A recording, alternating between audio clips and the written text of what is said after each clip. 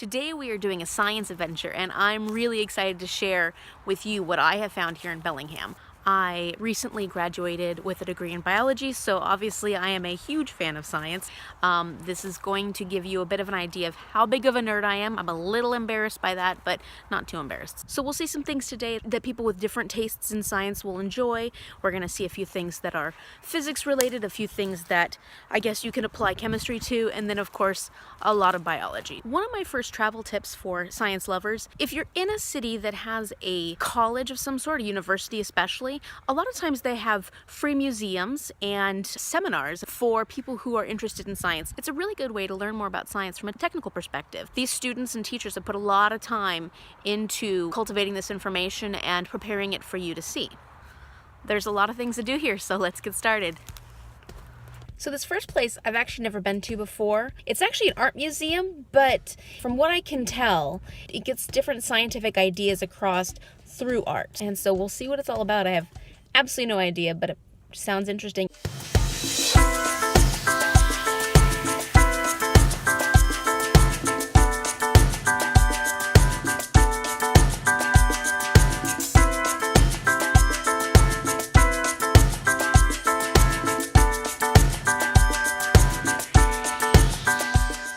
This is kind of cool. It's a wave music translator.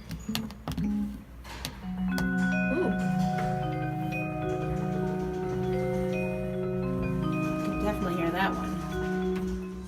Okay, so I have to admit it was a little hard for me to film at this museum because everything was so hands-on and I was having a lot of fun just playing with everything. But let me tell you what it's all about. So the exhibits at Mindport are all created by the people that work there, and they're very hands-on and tactile, which makes it great for kids of all ages like me. And I really like that at each exhibit they not only tell you exactly how to use the exhibit, but also the science behind what you're learning in using that exhibit. You're learning about things like light polarization. There were quite a few exhibits about waves, wavelengths, electric conductivity, and they also have a little library there, which was kind of cute. The staff was incredibly accommodating and helpful. They were very welcoming. The price was reasonable at $3, so I highly recommend checking this place out because you will have a lot of fun. So I'm here at the Seaholm Hill Arboretum at Western Washington University.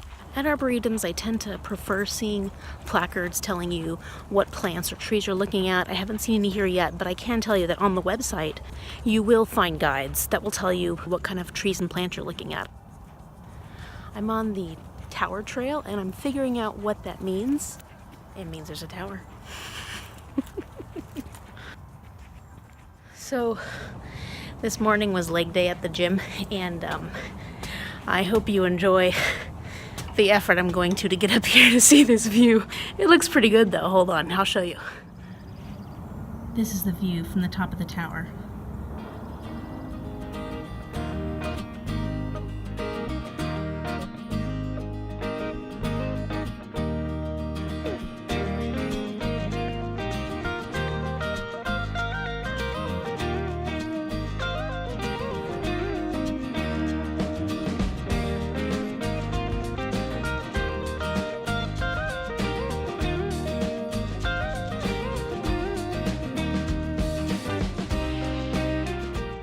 Another great way to learn more about science when you're in a town is at the universities to check out a seminar. The biology department often has seminars that are really open to the public. The seminars tend to be a little more technical, but you can learn a lot and just kind of enjoy basically going to university for free for a day or for an hour. Plus, you will automatically feel younger and more intelligent being on a school campus.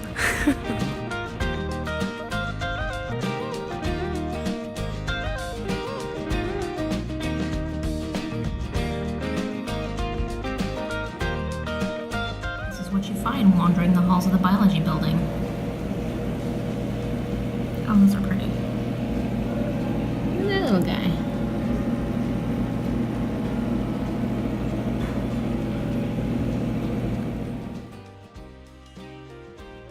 Now I'm gonna head right across the plaza to the Environmental Studies building. It's a geology museum on the first through third floors, it's actually free, so that's good. And it's open, I think, till 7 on weekdays. I'll put the information up. It's a pretty neat looking industrial building, actually. It's kind of cool.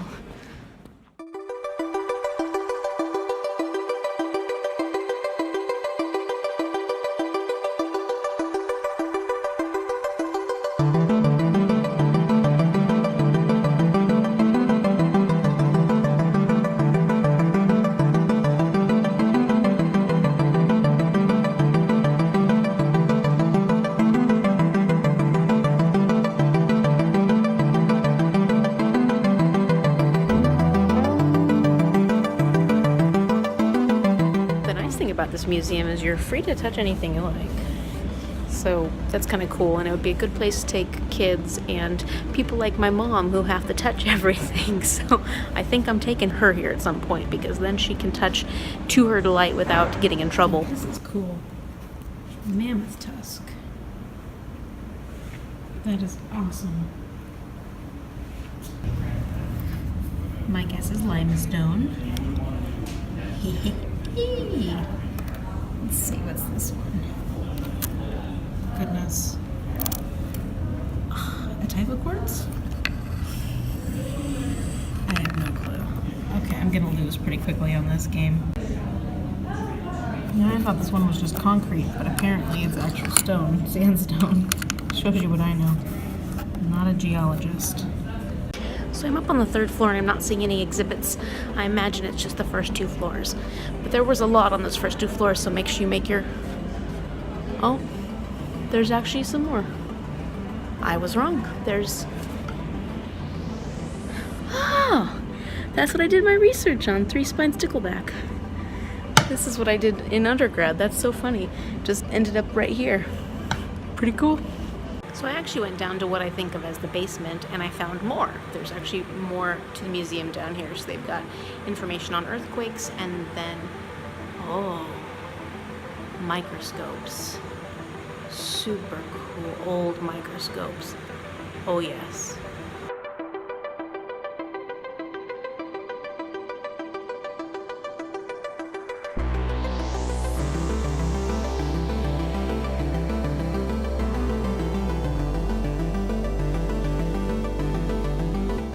Well, I gotta say, that was pretty fun.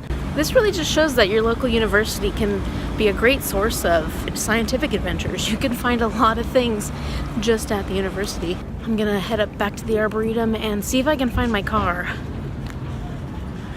Oh dear, do you see what's coming up? My calves say, "Not today, me not today." Don't forget that what goes down must eventually come back up. Is that how it goes? If you go down a hill first, you're gonna have to come back up it in the end.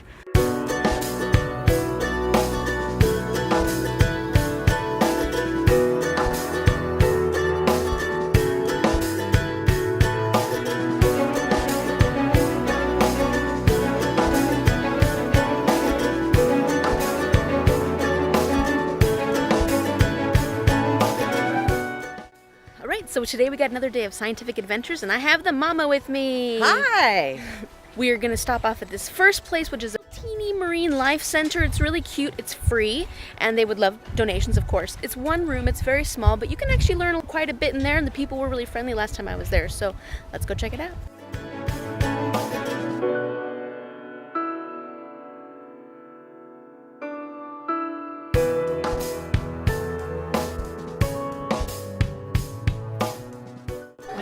It is a starfish. He's copper and gray.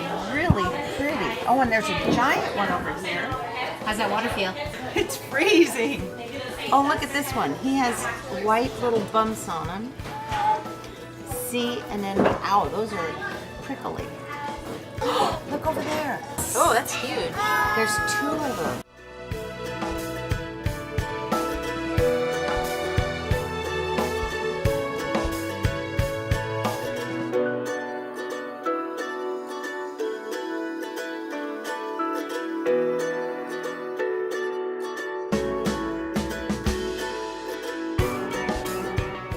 What did you think about it, It was Mom? really small, but they had so many things to see and so many things to touch, and man, my fingers are frozen. I was surprised at how many people were there. I really There were a lot of kids. The people that worked there were pulling crabs out, showing them to people. I was pretty impressed for how small it was. Yeah, and it's a Sunday. We got there right when it opened, and as we're walking up, we hear tons of kids in there.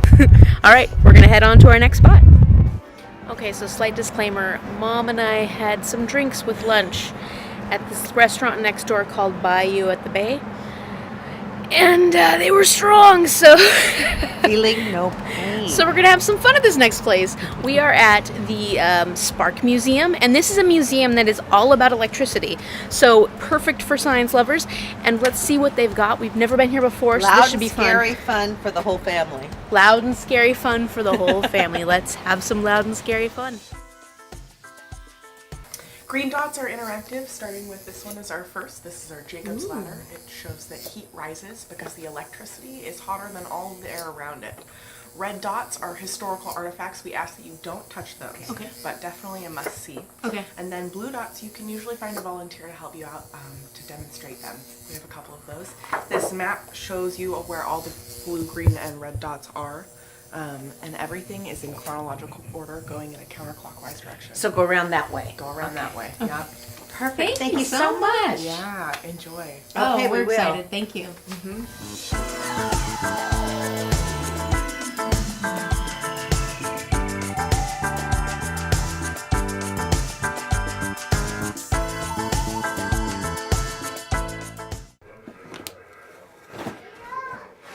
Okay.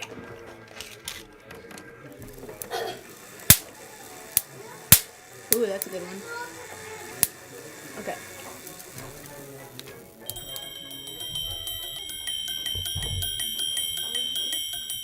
Can you type Amy the Ambling Adventurer? Let's see you, smarty pants. This is pretty Okay, wild. ready? Let's see what you can spell. A. M is kind of This is for easy. cell phone M. delivery. Now the Y is hard. Y! Ah, look at you, Amy. at that? Now these are wind up. This is around early 1900. By the needles accidentally. Yeah. Now, your volume control is this.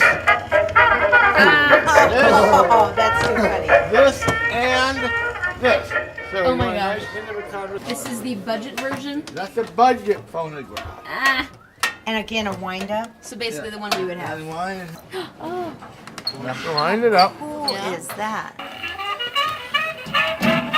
But there's a There's a volume control. Edison invented the phonograph. Yes. Okay? He did it because he was hard of hearing. Just like myself. You see him wearing a little gadget above each ear. These are called hearing aids nowadays. Now those days they didn't have any. So here he gets to be my age. Repeat that. But because he was hard of hearing, he was very curious how the human ear works. And he decided to make himself an ear. This in my hand would be the earlobe. This is your ear canal. Inside here is a membrane. Oh, wow. Like your eardrum. You can assemble this. We have an ear. Now, you see that little lever right there that I'm touching? Yeah. That's a needle. But in your ear, that would be the audio nerve. Okay. Because as I sing in here, that vibrates. That is attached to the diaphragm. That vibrates. Okay? So that got Edison thinking, what would happen if you had those vibrating needles against a wax cylinder? Now, this is a wax cylinder. Okay. Soft wax. He's already been recorded on to about here where my finger is, and it's blank. This is the playback head I took out. This is the cutting head. Your camera may not catch it, but that is a very, very tiny diamond I see knife. it. Yep, I Okay? caught Now, this will cut grooves into the cylinder. I'm gonna sing a few words into here. Okay. That's gonna cause the diaphragm to vibrate, which will cause the knife to vibrate. Hello and welcome to oh little town of Bellingham. Thank you. Hello and welcome to oh little town of Bellingham. Wow, that's think of that book? incredible. Thank you. It'd be like buying a song. Look at that needle.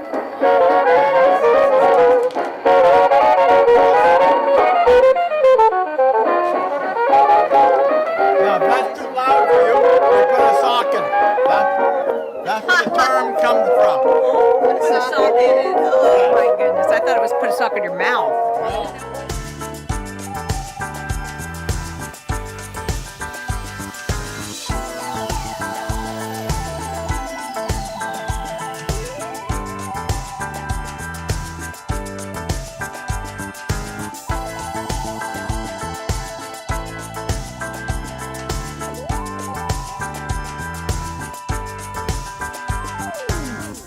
Going into the Tesla show with the Cage of Doom. Oh.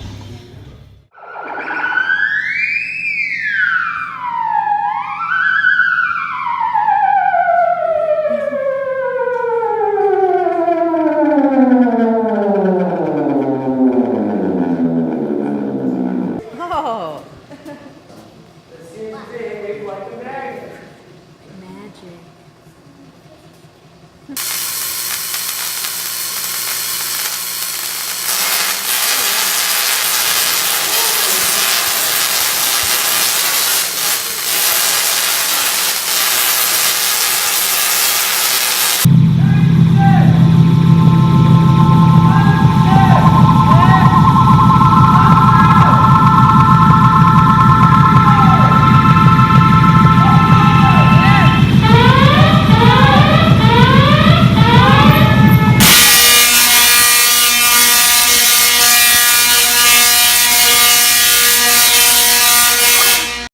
We've just left Spark Museum. And what'd you think, Mom? Favorite so far. I mean, I love the fish at the first place, but oh my gosh, Spark reminded me so much of my dad. It brought back a lot of memories because my dad was totally into electronics, and this place was full of electronics.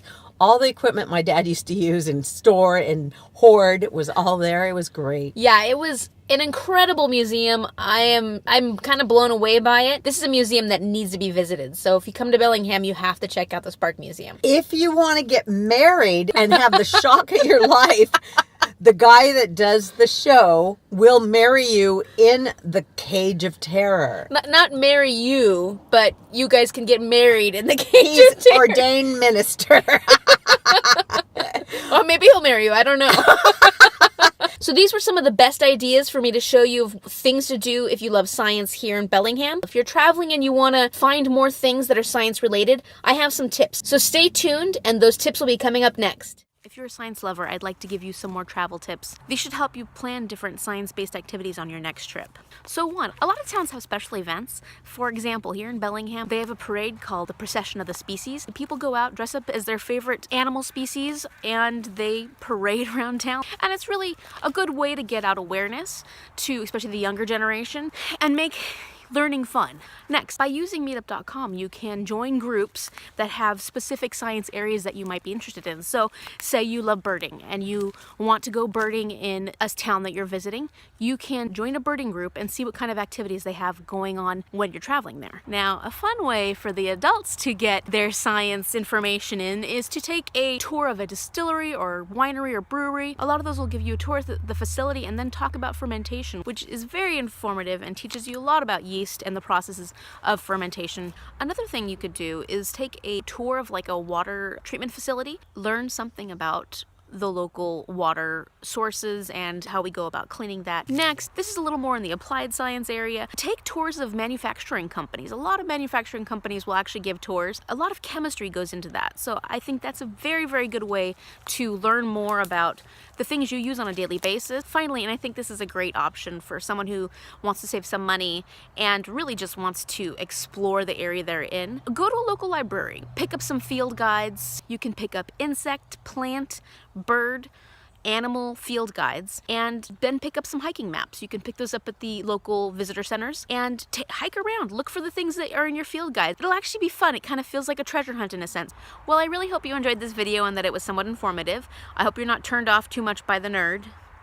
Click like if you enjoyed it, and hit that subscribe button, and also hit the notification button so you'll know when my next video comes out. They come out on Fridays, but if you hit that notification, it'll tell you automatically. Thank you so much for watching, and I hope you enjoyed it. I'll see you next week. Bye.